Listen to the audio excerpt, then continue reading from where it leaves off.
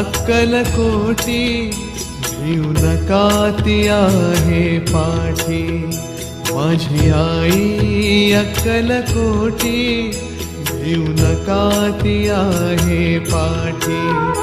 जीव भी भक्तांसाठी, जीव भी भक्तांसाठी तिचे नाम घेऊया ओठी. माझी आई अक्कलकोटी भिऊ नका ती आहे पाठी, माझी आई अक्कलकोटी भिऊ नका ती आहे पाठी.